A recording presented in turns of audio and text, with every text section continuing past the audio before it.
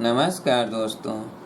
तो आइए आज हम लोग जो है फिजिक्स में द्विध्रुव के विषय में पिछले दिनों हम लोगों ने पढ़ा था। द्विध्रुव क्या होता है, द्विध्रुव आघूर्ण क्या होता है, द्विध्रुव के अक्ष पर वैद्युत क्षेत्र, द्विध्रुव के निरक्षीय रेखा पर वैद्युत क्षेत्र की तीव्रता है, इसी के विषय में हम लोगों ने पढ़ा था।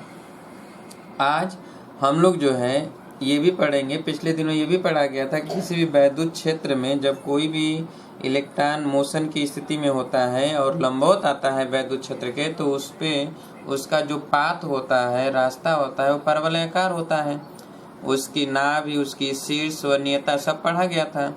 अब हम लोग पढ़ेंगे कि जैसे कोई भी वैद्युत क्षेत्र है और उसमें वैद्युत द्विध्रुव रखा हुआ है, तो उस पर जो है अगर किसी एंगल पे रखा है तो उस पर एक प्रकार का बल आघूर्ण कार्य करता है, और वो किस प्रकार कार्य करता है तो उसके विषय में हम लोग पढ़ेंगे। तो चलिए, जैसे मान लिया जाए कि ये जो है वैद्युत क्षेत्र की दिशा है, ये जो है वैद्युत क्षेत्र की दिशा है, ये ठीक है। और इसमें एक जो है वैद्युत द्विध्रुव इलेक्ट्रिक डाइपोल ये रख दिया गया, ये इलेक्ट्रिक डाइपोल यहाँ रखा गया, ठीक है।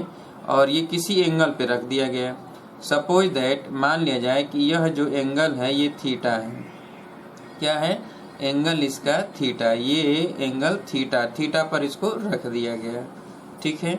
तो जब इस पर थीटा पे रख दिया गया, यहाँ पे प्लस क्यू है और यहाँ पर माइनस क्यू है, ठीक है। और वैद्युत क्षेत्र की दिशा, डायरेक्शन इधर की तरफ है। तो इस Q पर जो फोर्स लगेगा वो यहाँ पर तो इधर की तरफ लगेगा फोर्स F, और यहाँ पे जो फोर्स लगेगा, चूंकि माइनस है तो इधर की तरफ लगेगा, इधर की तरफ फोर्स लगेगा। क्लियर है? किसके कारण लगेगा? तो वैद्युत क्षेत्र के द्वारा। वैद्युत क्षेत्र में अगर कोई भी Q कूलाम का आवेश रखा जाता है तो आप जानते हैं कि F बराबर होता है Q इंटू E। ये फोर्स कार्य करेगा, तो यहाँ भी फोर्स कार्य करेगा, यहाँ भी फोर्स कार्य करेगा, ऐसे ये रखा हुआ है। और जब ये वैद्युत क्षेत्र है, डाइपोल है, तो इस पर जब बल कार्य करेगा तो इधर और ये इधर, तो ये इसको घुमाएगा ना, ऐसे ये इसको घुमाना शुरू करेगा, तो ये बल आघूर्ण लगेगा, ठीक है। क्या कार्य करेगा? बल आघूर्ण, ये इधर की तरफ और ये इधर की तरफ, तो ये घूमेगा, तेजी से घूमने का प्रयास करेगा। तो यहाँ पर जो इनके बीच ये देखा जा रहा है कि ये फोर्स और ये फोर्स बराबर है ना। जैसे आप जानते हैं कि एक फोर्स इधर की तरफ और एक फोर्स इधर की तरफ, और ये डिस्टेंस क्या हो? a हो, और ये भी f है, ये भी f है, दोनों पैरेलल हैं और इनके बीच की दूरी a है, तो इनके बीच बल युग्म कार्य करता है। जो बल आघूर्ण के बराबर होता है वो होता है F इंटू a, अर्थात समांतर बलों के बीच की दूरी गुणे बल गुणे समांतर बलों के बीच की दूरी, वही होता है टाव। इसी को कहते हैं बल युग्म या बल आघूर्ण। यहाँ पर कब? जब दो समांतर बल विपरीत दिशाओं में समान लग रहे हों किसी भी पिंड पर, तब उस दशा में टाव बराबर क्या होता है? F into a। तो आइए यहाँ पर हम देखेंगे कि इधर की तरफ जो बल लग रहा है, इधर की तरफ बल लग रहा है, तो ये मात्रा तो समान है, वैद्युत क्षेत्र समान है, ठीक है।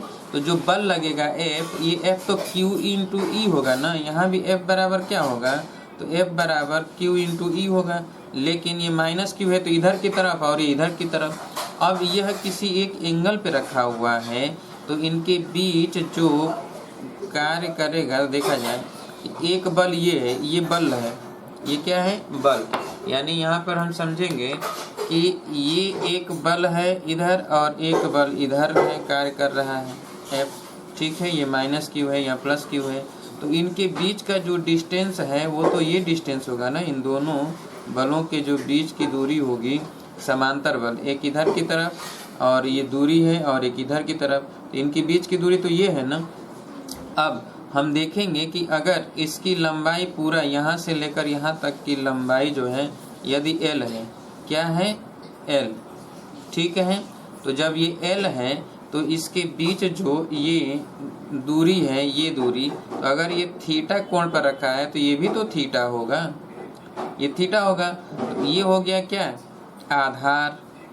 ये क्या हो गया? आधार। ये क्या हो गया? लंब। तो ये लंब ज्ञात करना है ना, अगर हम ये मान लें कि ये B है और यहाँ पर मान लें C है और यहाँ पर मान लें A है, ठीक है, तो हम देखेंगे कि त्रिभुज या समकोण त्रिभुज ऐसे लिख दें, समकोण त्रिभुज ACB में, ठीक है, अगर हमें BC निकालना है तो BC ये भी तो कर्ण हो जाएगा, तो साइन थीटा बराबर BC अपन AB, A से लेकर B तक, तो BC बराबर हो जाएगा AB साइन थीटा,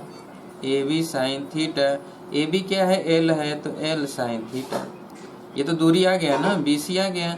अब जो टाव है वो तो F इंटू A होगा, तो F इंटू A के स्थान पर हम क्या रखेंगे, तो F इंटू ये BC लिखेंगे, A के स्थान पर क्या लिखेंगे, BC, ये टाव बराबर, तो F की जगह पर Q इंटू E लिखा जाएगा, और BC क्या है, तो L साइन थीटा है, L साइन थीटा।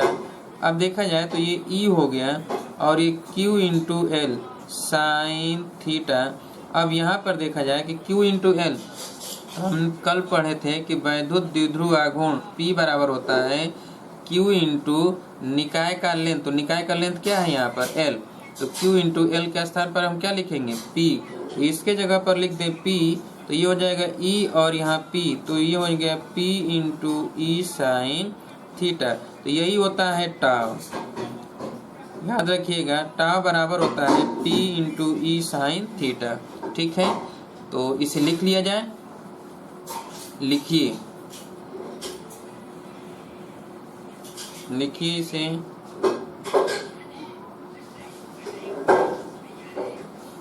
समान वैद्युत क्षेत्र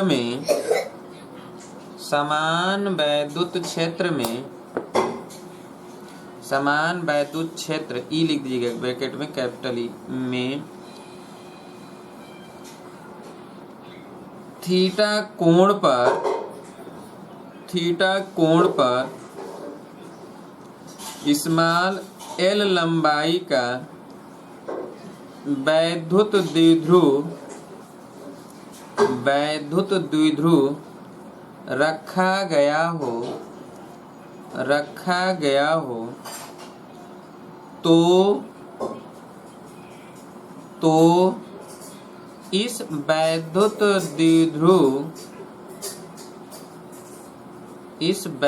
द्विध्रुव पर बल आघूर्ण टाव लिखिएगा, टाव इस तरह बनाया जाता है, टाव हो तो लाइन छोड़ दीजिए, ठीक है, और इस चित्र को बनाइए। E है, E का डायरेक्शन इधर है जो एरो दिखाया गया है, ठीक है, और ये L लंबाई का जो है द्विध्रुव है, थीटा कोण पर है, ये थीटा कोण पर रखा गया है, ठीक है। यहाँ पर दर्शा दीजिए इधर की तरफ फोर्स QE और यहाँ माइनस Q पर इधर की तरफ फोर्स QE हो गया, लिख लिए, तब लिखिए नीचे लाइन छोड़कर प्लस Q तथा माइनस Q आवेश पर वैद्युत क्षेत्र के कारण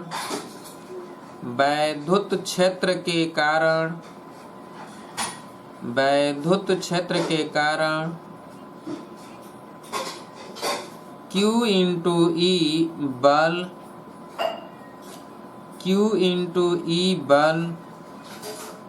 एक दूसरे के विपरीत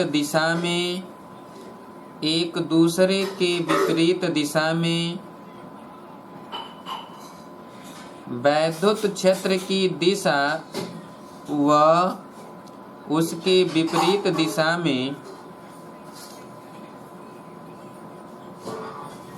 लगेंगे, जिसके कारण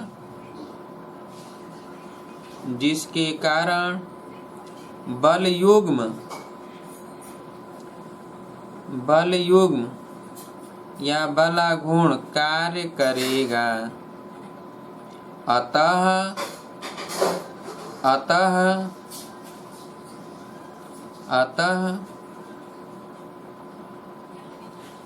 लाइन छोड़ के नीचे लिखा था, बल युग्म या आघूर्ण बराबर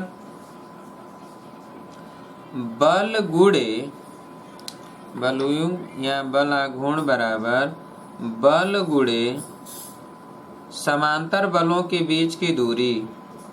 समांतर बलों के बीच की दूरी, बलों के बीच की दूरी लिख लिए। अतः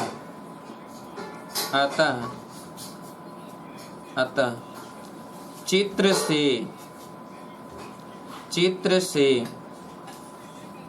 से ये लिखिए, समकोण त्रिभुज ACB में, यहाँ से लिखिएगा, यहाँ पर समकोण त्रिभुज ACB में चित्र बना लीजिए। साइन थीटा बराबर BC अपान AB, साइन थीटा बराबर BC अपान AB या BC बराबर AB साइन थीटा। AB क्या है? तो निकाय का लेंथ है L, BC बराबर L साइन थीटा, BC बराबर L साइन थीटा हो गया। तब लिखिए, बल युग्म या बल आघूर्ण टाउ बराबर F into BC, F into BC, BC ये लेंथ है, F इंटू BC,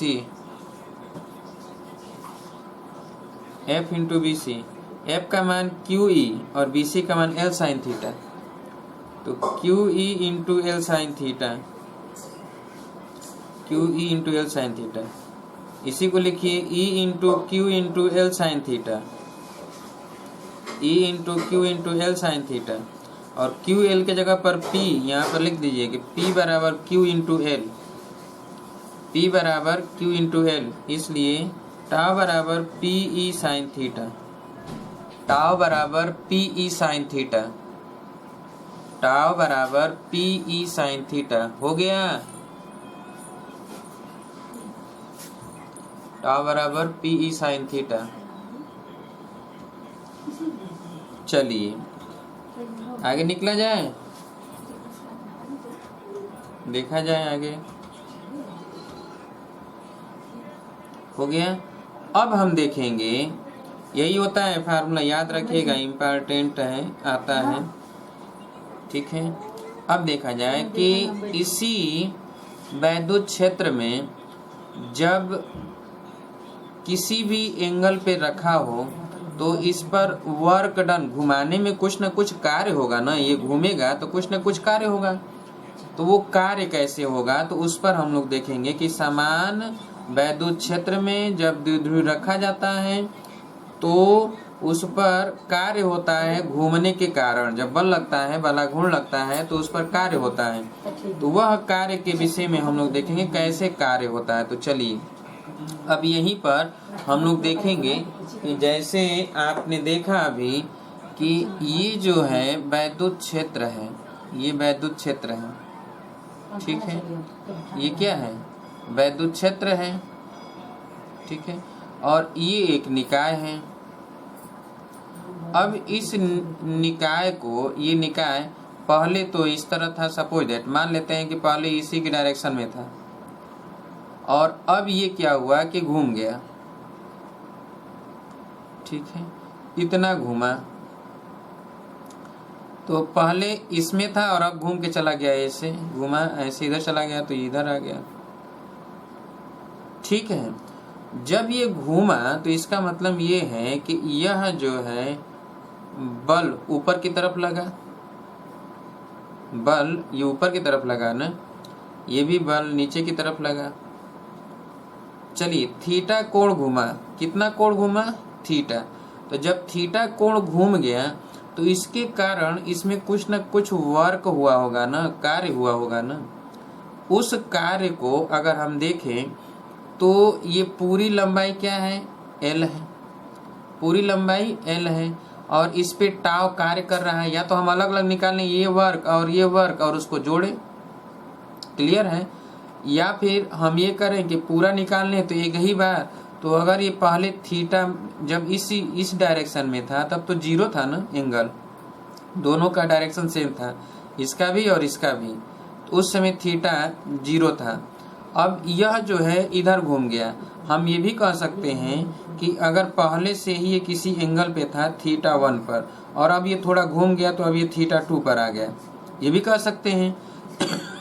तब जो वर्क डन होता है dw, मान लेते हैं कि जब ये सूक्ष्म एंगल के कारण वर्क डन है dw, तो ये हो जाएगा टाव इंटू डी थीटा, ठीक है। टाव इंटू बल आघूर्ण, चूंकि नीचे भी ऊपर भी है तो टाव इंटू डी थीटा, ये फार्मूला होता है। अब हम देखेंगे कि यह वर्क डन, चूंकि बलाघूर्ण के कारण वर्क होता है तब टाव इंटू डी थीटा लिखा जाता है, थीटा एंगल घूमने के कारण। अब यहाँ पर हम यहाँ पर थीटा 1 से थीटा 2 लिखें तो यहाँ भी थीटा 1 से थीटा 2 लिख दें।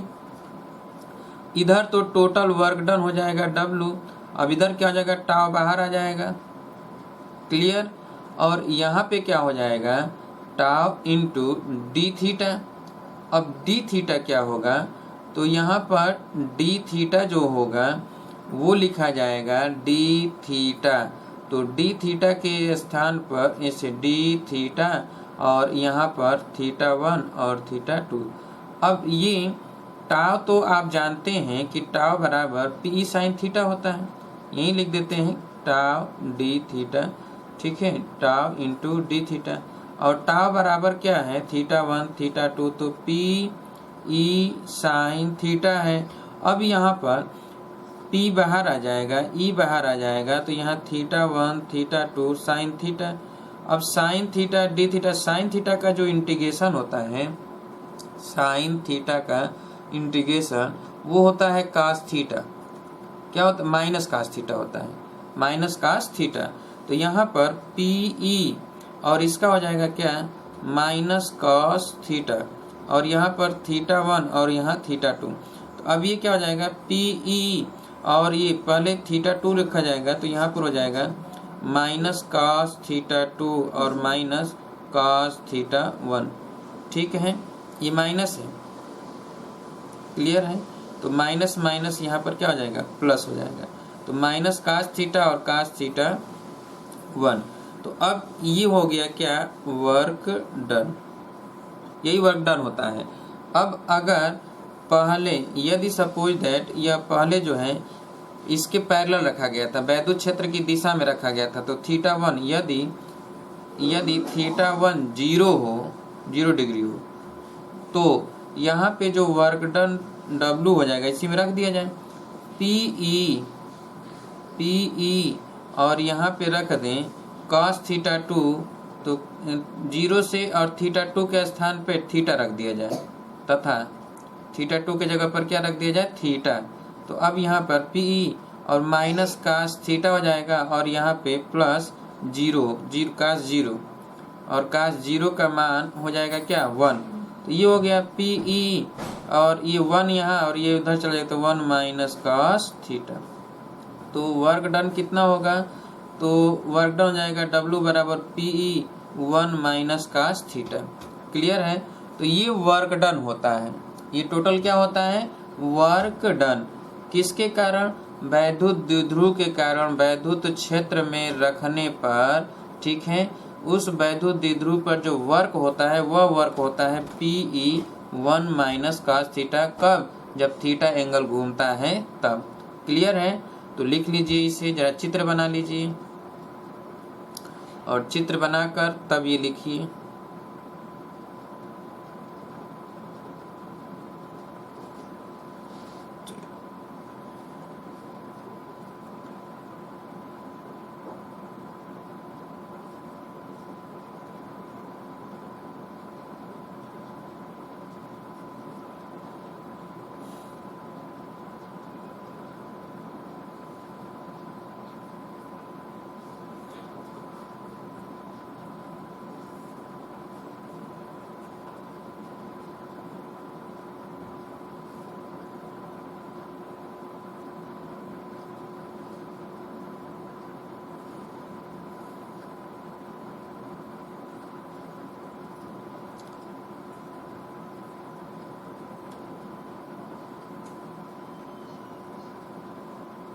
लिख लिए चित्र बनाकर, ये पूरा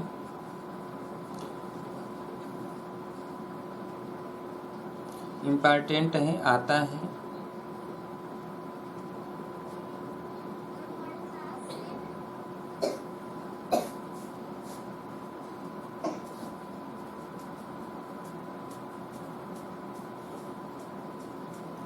हो गया।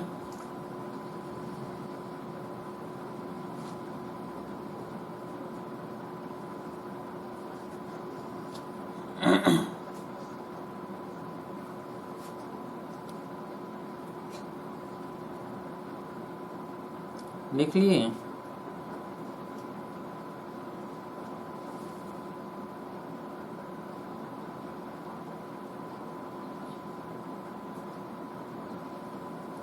हो गया। आइए, ये तो हमने बताया आपको इंटीग्रेशन के माध्यम से कैसे हम निकालेंगे टोटल वर्क डन। अच्छा, आइए हम लोग जो है देखेंगे इसी को कैसे वर्क डन निकालते हैं। अगर सीधे हमें निकालना होता है, मान लीजिए हमको इंटीग्रेशन का फार्मूला नहीं आता है, ठीक है, क्योंकि जितने भी बायोलॉजी के लोग होते हैं उनको आता नहीं है, ठीक है। तो आइए यहाँ पर हम देखते हैं, जो मैथ पढ़े होंगे उनको तो आ जाता है। यहाँ पर देखेंगे कि आप फोर्स बराबर वर्क बराबर जानते हो कि F इंटू एस होता है, F इंटू एस, यही तो होता है ना। अब देखिए यहाँ पे जो फोर्स लग रहा है वो तो इधर की तरफ लग रहा है, और पहले था यहाँ पर आवेश आ गया यहाँ पर, तो जो फोर्स इधर की तरफ लग रहा था, इस पर बला घूर्ण जो लगा उसके कारण ये घूमने लगा, तो ये इतनी दूरी विस्थापित हुआ, इतना दूरी विस्थापित हुआ। तो इतना दूरी जो विस्थापित हो रहा है इसके कारण जो वर्क कार्य करेगा W, तो ये W1 कर देते हैं, क्यों? तो W1 बराबर हम देखेंगे ये इतने में, इतनी दूरी घूमने में कार्य, तो ये थीटा है। अब देखिए ये L है, इधर भी L है, मान लेते हैं इधर L और इधर L मध्य से, तो ये 2L हो गया ना, टोटल लंबाई 2L हो गया, ठीक है। अब ये अगर हम देखें कि यह दूरी, ये तो पता नहीं, हमें तो ये निकालना है, चूंकि जब ये पहले इस तरह निकाय रखा गया था तो यहाँ से O से लेकर यहाँ तक, ये निकाय तक जो लेंथ था वो L था, या ध्यान समझिएगा, यहाँ से यहाँ तक ये L था, ठीक है। और जब ये घूम गया तो अब ये जो दूरी होगा यहाँ से यहाँ तक, ये तो L है ना, ये थीटा है, तो ये L cos थीटा हो जाएगा। ये अगर यहाँ पर हम M कर दें, M, ठीक है, और यहाँ पर O कर दें, यहाँ पर A कर दें, यहाँ पर B कर दें, यहाँ A डैश कर दें, यहाँ पर B डैश कर दें, ठीक है। तो अब देखिए जो ये OM है, OM है, तो OM जो हो जाएगा L cos थीटा होगा, L cos थीटा। क्यों? क्योंकि ये त्रिभुज है तो ये 90 डिग्री है, तो ये कर्ण हो जाएगा, ये आधार होगा तो आधार बटा कर्ण बराबर हो जाएगा cos थीटा, तो L cos थीटा, ठीक है। अब हम देखेंगे कि ये OA जो था, OA ये तो L था ना, तो AM जो हो जाएगा AM, तो AM हो जाएगा L यानी OA माइनस OM, तो ये क्या हो जाएगा L minus L cos theta, ये हो जाएगा L कॉमन ले लें तो 1 माइनस cos थीटा, ये तो हो गया AM। तो जो W1 है वो तो यही होगा ना कि क्या हो जाएगा F इंटू AM, इतना बल गुणे विस्थापन, तो F into L into 1 minus cos theta होगा, तो ये हो जाएगा FL cos, और F के जगह पर QEL और फिर 1 माइनस cos थीटा।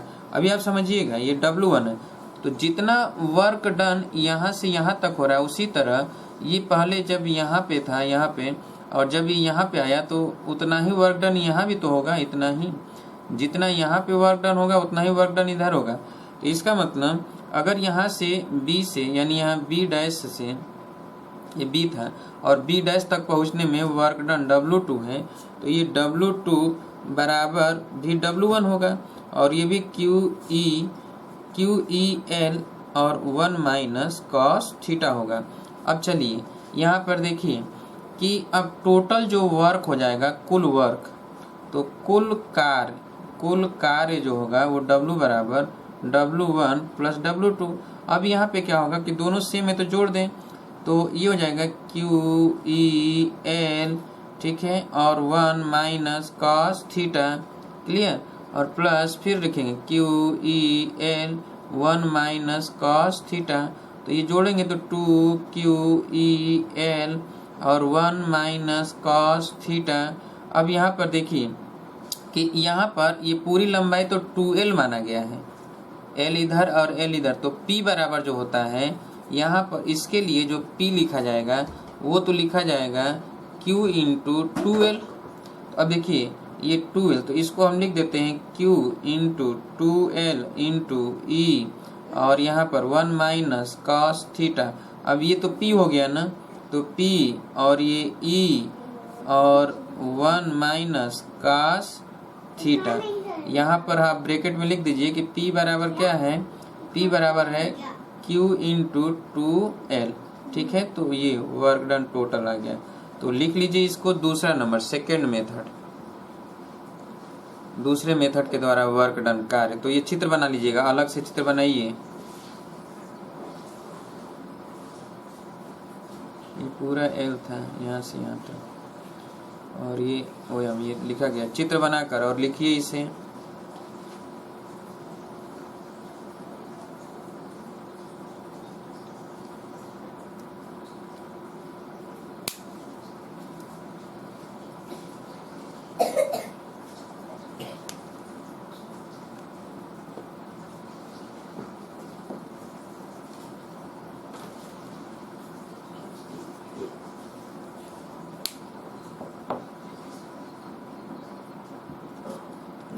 हो गया, ये 2L लंबाई है, लिख दीजिएगा कि वैद्युत द्विध्रुव की लंबाई 2L है, ऊपर लिख लीजिए ना, तो वैद्युत द्विध्रुव की लंबाई 2L है,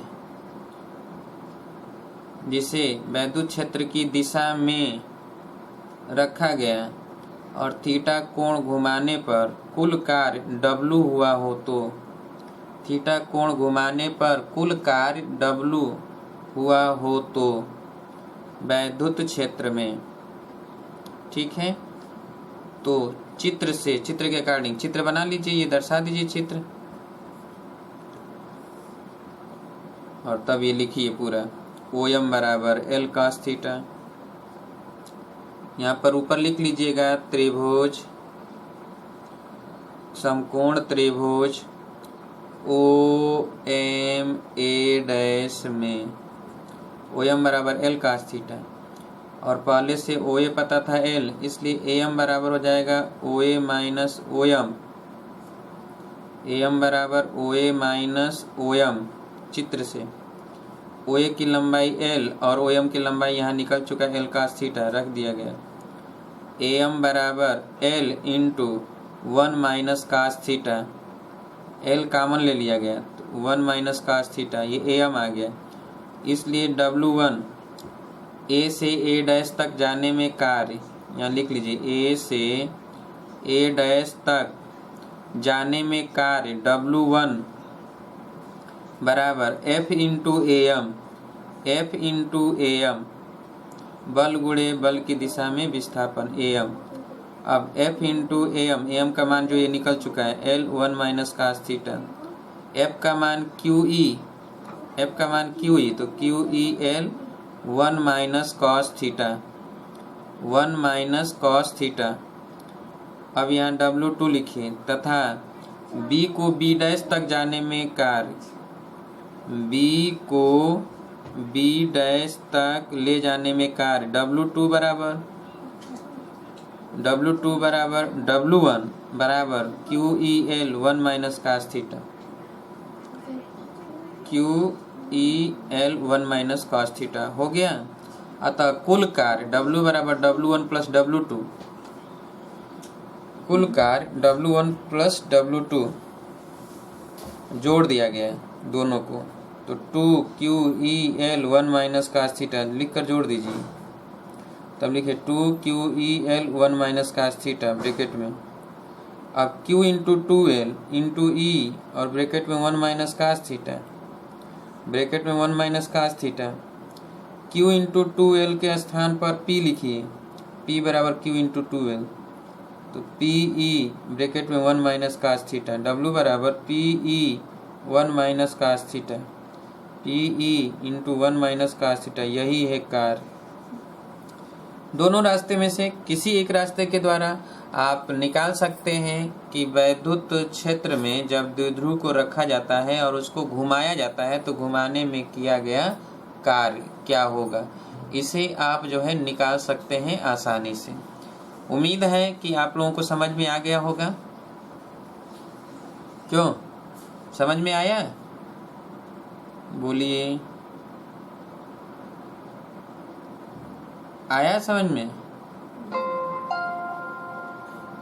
तो इस पर कुछ न्यूमेरिकल कर लिया जाए। आइए न्यूमेरिकल लिख लेते हैं। आइए अब हम लोग जो है वैद्युत फ्लक्स पढ़ेंगे। अभी तक तो हमने वैद्युत क्षेत्र पढ़ा कि वैद्युत क्षेत्र E क्या होता है। तो जैसा कि वैद्युत क्षेत्र की तीव्रता में हम लोगों ने देखा कि वह एक सदिश राशि है और वह जो है वैद्युत बल रेखाओं प्लस से चलकर माइनस की तरफ जो ऐसे चलते हैं और माइनस पर जाकर क्या होते हैं, समाप्त हो जाते हैं। तो इस पर खींची गई स्पर्शी रेखा ही किसी वैद्युत बल रेखा के किसी बिंदु पर खींची गई स्पर्श रेखा ही वैद्युत क्षेत्र की तीव्रता होता है। तो ये वैद्युत क्षेत्र की तीव्रता को दर्शाता है। ठीक है, इसकी कोई न कोई एक डायरेक्शन होगा, दिशा होगा। ठीक है, तो जब कोई भी वैद्युत क्षेत्र की जो लाइनें हैं ये तीव्रता है, ठीक है, इसी को कहा जाता है वैद्युत क्षेत्र रेखाएं। ठीक है, वैद्युत क्षेत्र की रेखाएं।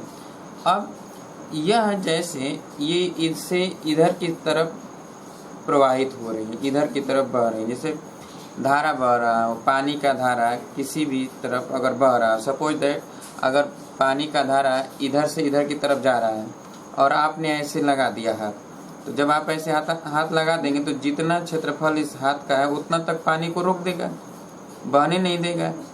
तो इस क्षेत्रफल से होकर, तो अब देखिए जो क्षेत्रफल है पानी इस हाथ का, इसका जो क्षेत्रफल है वो तो धारा की दिशा ये है। ठीक है, और अगर हम ऐसे कर दिए तो इसके लंबवत हो गया, क्षेत्र के लंबवत अगर ऐसे कर दिए तो क्षेत्र की दिशा में हो गया। तो क्षेत्र की दिशा में ही अगर हो जाए, ऐसे क्षेत्र की दिशा में ही, वैद्युत क्षेत्र की दिशा में ही अगर ये तल का क्षेत्रफल का दिशा हो जाए तो इससे पास होने वाली, इससे जितनी भी गुजरेंगी उसे ही कहा जाता है वैद्युत फ्लक्स।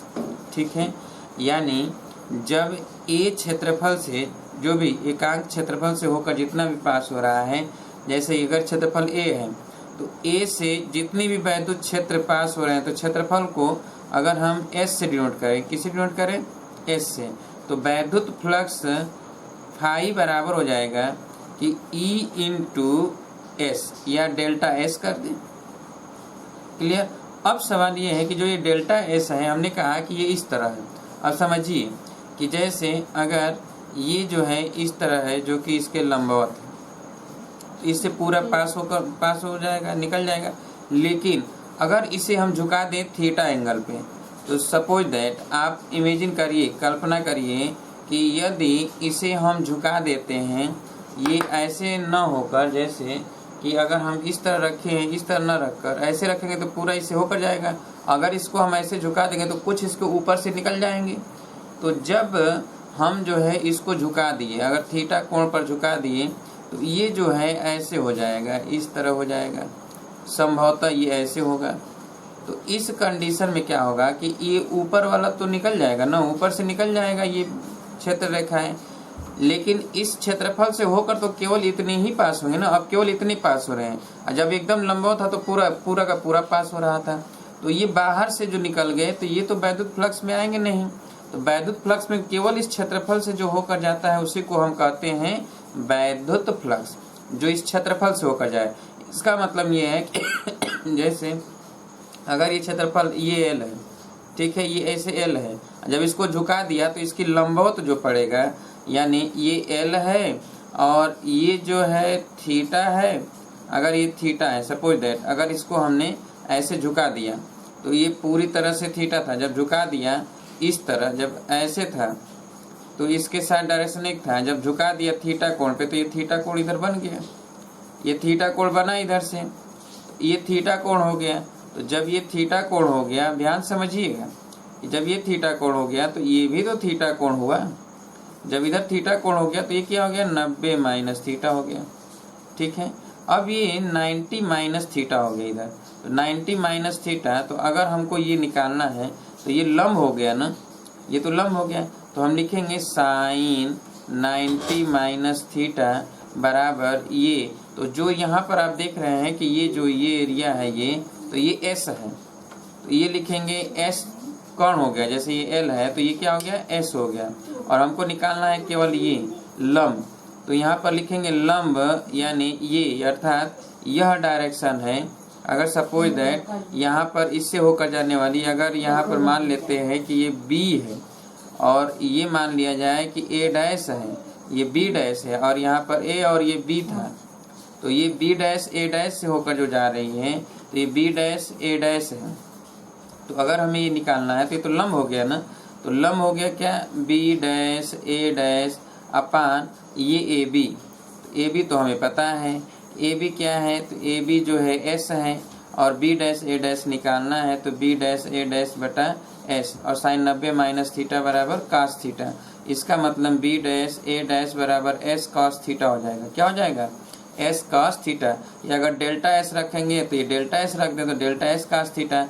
और फाई बराबर क्या होता है, चूंकि फाई बराबर हमें पता है कि ई इंटू डेल्टा एस से होकर जाने वाली, तो delta S into cos theta. तो ये हो जाएगा फाई वैद्युत फ्लक्स। ठीक है, तो ये वैद्युत फ्लक्स होता है, इसे ही हम कहते हैं वैद्युत फ्लक्स।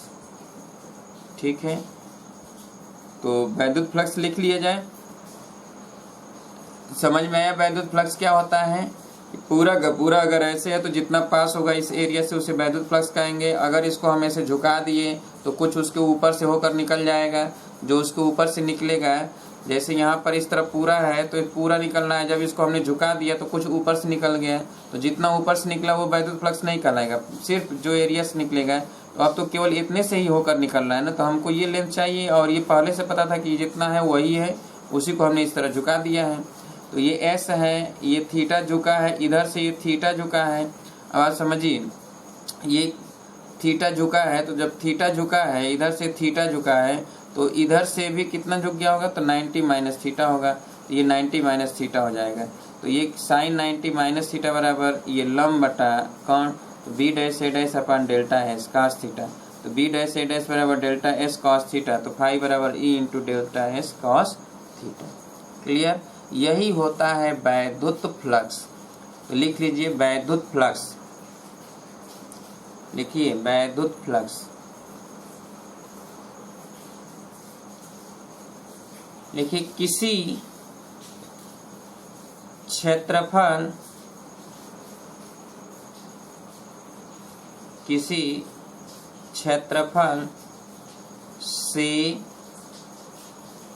से होकर वैद्युत क्षेत्र रेखाएं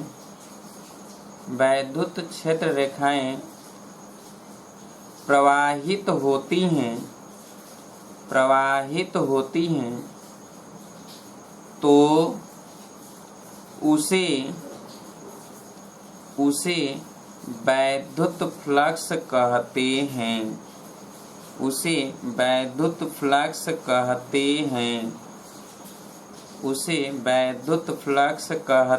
हैं।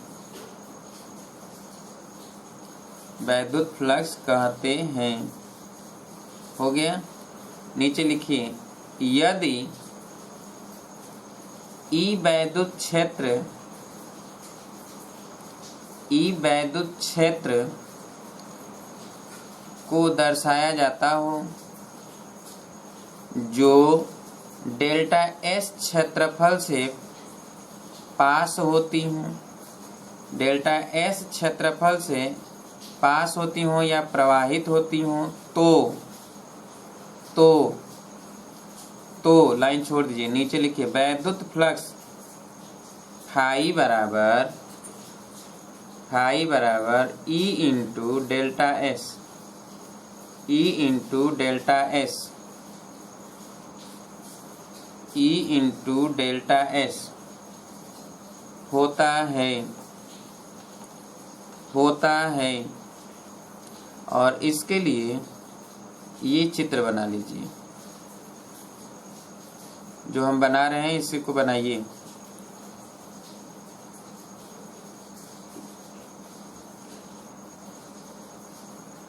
ये बना लीजिए।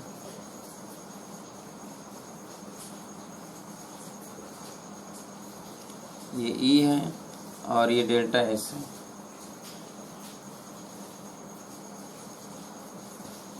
हो गया। इसके वाले ऐसे खींचकर बना लीजिए। अब लाइन छोड़िए, नीचे लिखिए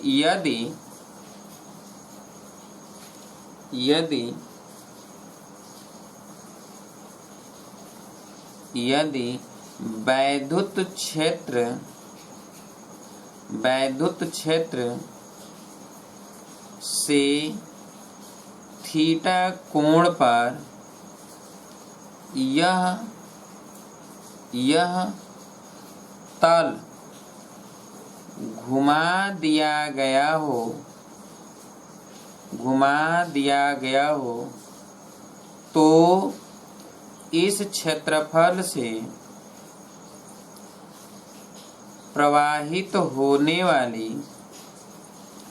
वैद्युत क्षेत्र की तीव्रता या वैद्युत क्षेत्र की रेखाएं के लिए अब तो ये चित्र बन गया था, तो अब दूसरा चित्र बनाइए और इसे लिखिए ऐसे।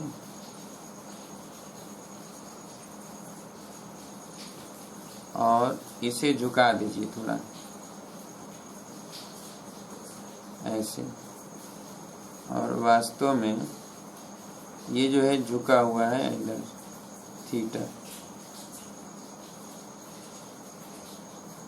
ये थीटा झुका हुआ है, तो यहाँ पर यहाँ से झुका दिया जाए। ये थीटा झुका है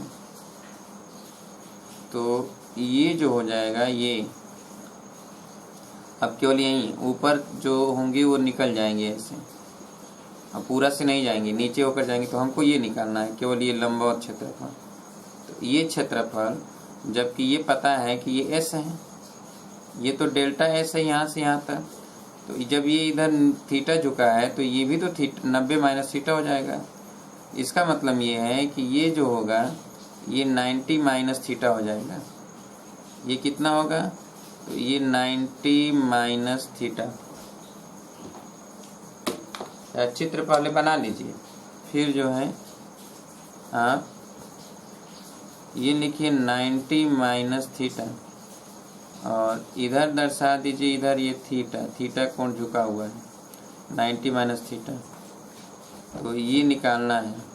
जबकि यहाँ पर कर दीजिए बी डैश और यहाँ पर कर दीजिए ए डैश। ठीक है, बी डैश ए डैश और इसको बना दीजिए पूरा। ठीक है, बना लीजिए बी डैश ए डैश।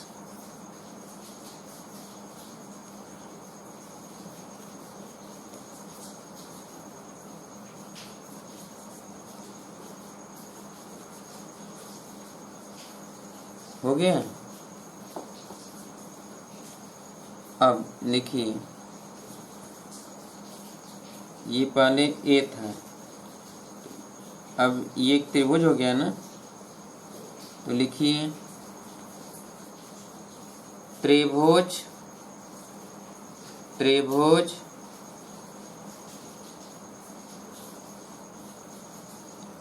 त्रिभुज ए डैश बी डैश में, ए डैश बी डैश में, ए डैश बी डैश में ये लिखिए साइन 90 माइनस थीटा बराबर साइन 90 माइनस थीटा बराबर B dash into B dash A dash upon A B लंब बटा कर्ण। ए बी तो डेल्टा एस है, ये है ए बी डैश, ठीक है।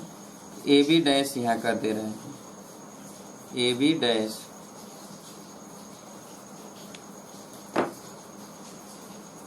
हो गया।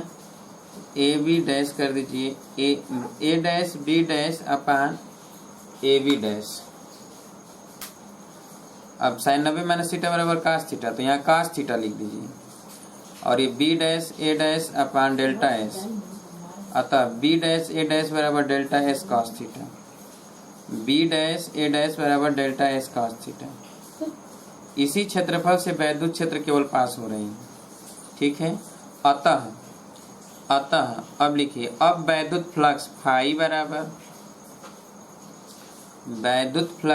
बराबर E into B dash A dash या E into delta S cos theta, यही है फाई, यही फाई है। हो गया, समझ में आ गया सबको वैद्युत फ्लक्स? क्यों? यानी आप समझिए कि जैसे इस तरह है, इधर से पानी प्रवाहित हो रहा है, इधर से तो ऐसे निकल जाएगा पानी यहाँ से पूरा, लेकिन अब अगर हम इसको झुका दें, ऐसे झुका दिए तो इसके ऊपर से कुछ पानी ऊपर से ही निकल जाएगा ना। ऐसे झुका देंगे तो कुछ पानी, और ऐसे था तो पूरे से होकर जा रहा था, इस तरह तो पूरे से होकर जा रहा था, लेकिन जब ऐसे झुका दिए तो कुछ ऊपर से इसके निकल जाएगा। तो अब जितना इसके तल से जाएगा तो केवल लंबवत ही तल से जाएगा ना, इतने से ही, और ऊपर वाला निकल जाएगा। तो इसी से होकर जितना पास होगा उसी को वैद्युत फ्लक्स कहते हैं। तो इसलिए ये निकाला गया, ये डेल्टा एस है और ये लंबवत निकाला गया है, तो वही आ गया है B dash delta S cos theta, जो यहाँ पर रख दिया गया है, ठीक है। तो ये होता है वैद्युत फ्लक्स। उम्मीद है कि वैद्युत फ्लक्स सभी को समझ में आ गया होगा। आया समझ में वैद्युत फ्लक्स? चलिए अब आगे देखिए कि जो आवेश घनत्व होता है, आवेश डेंसिटी होता है, ठीक है। जैसे कोई भी बॉडी हो तो उस पर आवेश होता है, तो आवेश जो है समान मात्रा में उस बॉडी पर होता है, समान क्षेत्रफल पर या समान आयतन पर या समान लंबाई पर, उसे हम कहते हैं आवेश घनत्व। कोई भी बॉडी पर जो आवेश होता है उस बॉडी पर समान एरिया पर, समान क्षेत्रफल पर, समान मात्रा में या समान आयतन में समान मात्रा में आवेश हो या समान लंबाई पर समान मात्रा में आवेश होता है, तो उसे कहा जाता है आवेश घनत्व। उसे क्या कहा जाता है? आवेश घनत्व। क्लियर है? तो आवेश घनत्व क्या होता है कि जब भी आवेश घनत्व के विषय में चर्चा हो तो हम यही कह सकते हैं कि अगर वॉल्यूम से, आयतन से संबंधित पूछा जाए तो समान आयतन में जो वैद्युत आवेश होता है, जो वैद्युत आवेश होता है, उसे कहा जाता है आवेश घनत्व, आवेशों का वितरण, ठीक है। तो संतत जो है आवेश का वितरण होता है, बराबर मात्रा में जो आवेश का वितरण होता है उसी को आवेश घनत्व कहा जाता है। और वह जो है, जैसे अगर क्षेत्रफल है, कोई भी बॉडी है, तो अगर ये बॉडी है, मान लेते हैं गोला ही है, ठीक है, तो इस गोला पर क्यू कूलम का आवेश है, डेल्टा क्यू, तो इसका एरिया कुछ न कुछ एस होगा। तो आवेश घनत्व को स्मॉल सिग्मा से डिनोट किया जाता है। तो आवेश घनत्व हो जाएगा क्या? क्यू अपान डेल्टा एस, या एस हम कर दें।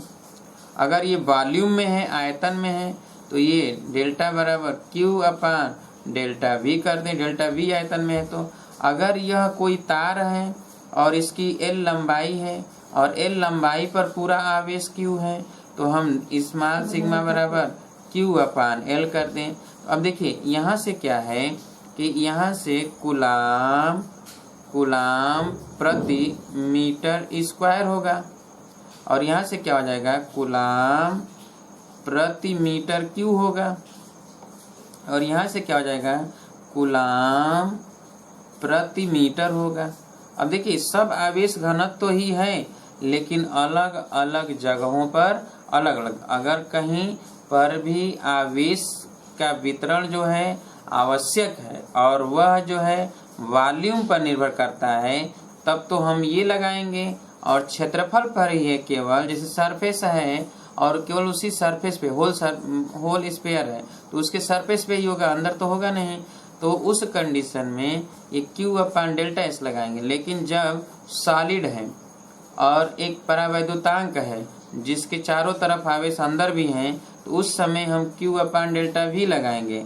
और जब कोई भी चालक है जिसकी एल लंबाई पर क्यू कूलाम का चार्ज है, तो उस समय हम लगाएंगे क्यू अपान एल। तो इसे हम आवेश घनत्व कहते हैं और इसको स्मॉल सिग्मा से प्रदर्शित किया जाता है। क्लियर है? तो इसे हम लोग लिख लें, तो स्मॉल सिग्मा से प्रदर्शित करते हैं। अब जैसे आवेश घनत्व तो ये है, लेकिन जैसे ये एरिया के लिए है तो इसको हम डेल्टा स्मॉल सिग्मा से करते हैं। तो आयतन के लिए अलग से डिनोट करते हैं इसके लिए, लेकिन सब है आवेश घनत्व तो है। तो अगर हम आयतन के लिए एल लंबाई के लिए है, तो लंबाई के लिए लेमडा से डिनोट करें, तो इसके लिए रो से, आपके बुकों में इसको रो से डिनोट किया गया है और इसको किससे डिनोट किया गया है, लेमडा से डिनोट किया गया है।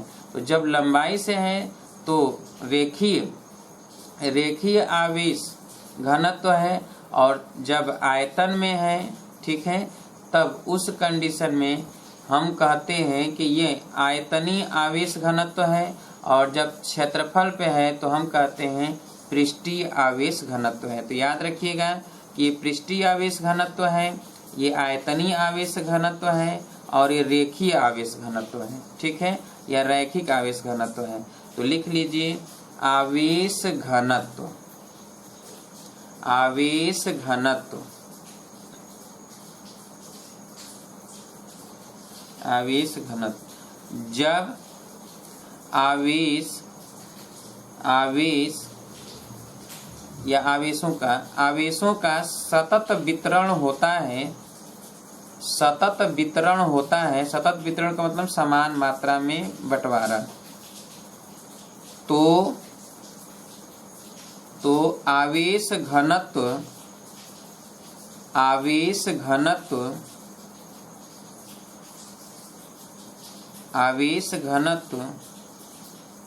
समान होता है।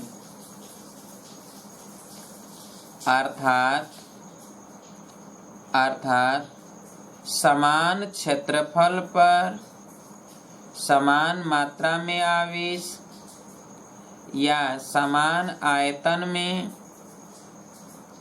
समान मात्रा में आवेश अथवा समान लंबाई पर समान मात्रा में आवेश होते हैं। समान लंबाई पर समान मात्रा में आवेश होते हैं, तो इसे आवेश घनत्व कहा जाता है। इसे आवेश घनत्व कहा जाता है। इसे आवेश घनत्व कहा जाता है। जब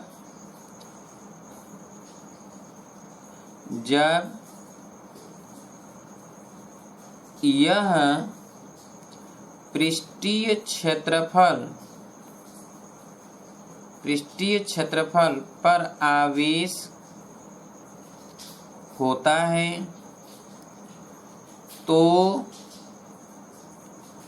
तो पृष्ठीय आवेश घनत्व कहलाता है। पृष्ठीय आवेश घनत्व कहलाता है। इसे स्मॉल सिग्मा से प्रदर्शित करते हैं। इसे स्मॉल सिग्मा से प्रदर्शित करते हैं।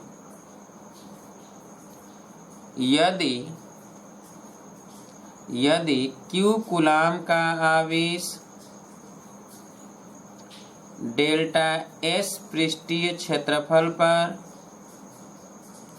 समान रूप से वितरित हो, समान रूप से वितरित हो तो लाइन छोड़ दीजिए, नीचे लिखिए आवेश घनत्व सिग्मा बराबर, ये जो लिखा गया है Q अपान डेल्टा S, बॉक्स बनाकर घेर दीजिए और लिख दीजिए कूलाम प्रति मीटर स्क्वायर। ये क्षेत्रीय आवेश घनत्व है या पृष्ठीय आवेश घनत्व है। ठीक है, लाइन छोड़कर नीचे लिखिए आयतनीय आवेश घनत्व, आयतनीय आवेश घनत्व। अब इसमें लिखिए जब किसी छोटे से छोटे डेल्टा V आयतन में डेल्टा Q कूलाम का आवेश, डेल्टा Q कूलाम का आवेश समान रूप से वितरित हो, समान रूप से वितरित हो तो एकांक आयतन में आवेश की मात्रा आयतनीय आवेश घनत्व कहलाता है, आयतनीय आवेश घनत्व कहलाता है।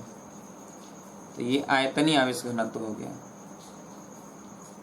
इसे रो से प्रदर्शित किया जाता है, रो से प्रदर्शित किया जाता है। और ये रो बराबर लिख लीजिए, रो बराबर Q अपान डेल्टा V या डेल्टा Q अपान डेल्टा V या कूलाम प्रति मीटर क्यूब, कूलाम प्रति मीटर क्यूब हो गया। अब नीचे लिखिए रैखिक आवेश घनत्व,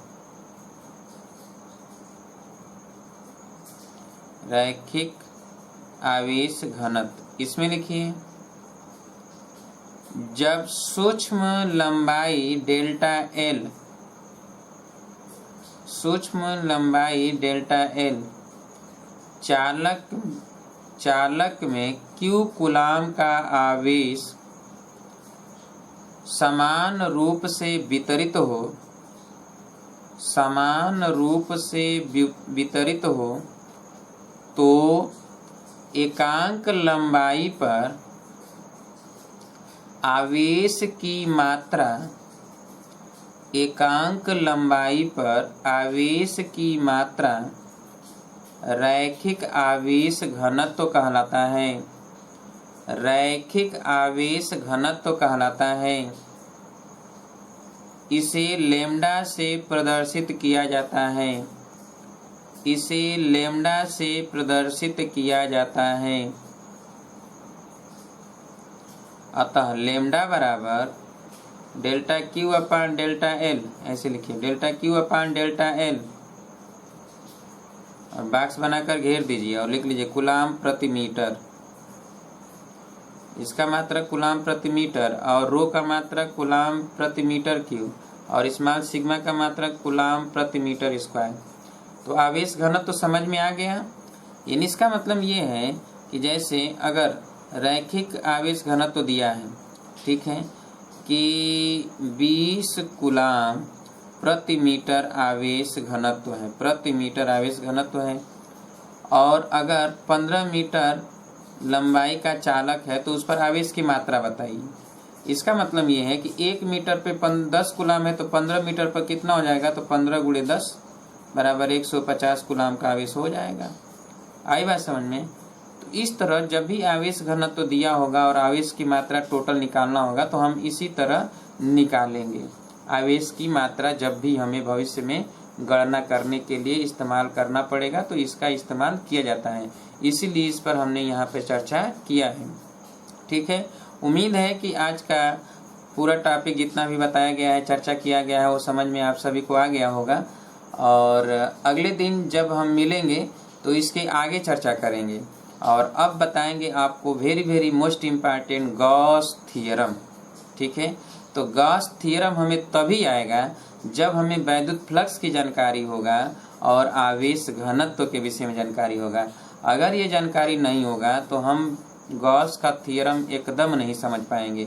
इसलिए एक बार पुनः आप सभी लोग आज जो है वैद्युत फ्लक्स, वैद्युत क्षेत्र की तीव्रता, आवेश घनत्व के विषय में थोड़ी अच्छी से आप अध्ययन कर लीजिएगा। जितना भी हमने बताया है उसको एक बार रिवीजन कर लीजिएगा, ताकि हम गॉस थ्योरम बताएं तो आपको अच्छी तरह से समझ में आ जाए। क्योंकि गॉस थ्योरम से 100% 4 से 8 नंबर तक का प्रश्न आएगा, गॉस थ्योरम आएगा ही आएगा। इसलिए उसकी जानकारी लेना बहुत जरूरी है, और वो तभी संभव है जब वैद्युत क्षेत्र और वैद्युत फ्लक्स और आवेश घनत्व हमें पता हो। तो अगले दिन मिलेंगे तो ठीक इसी समय तो हम वैद्युत फ्लक्स, वैद्युत क्षेत्र और गॉस थ्योरम के विषय में जानकारी देंगे। तब तक के लिए नमस्कार दोस्तों।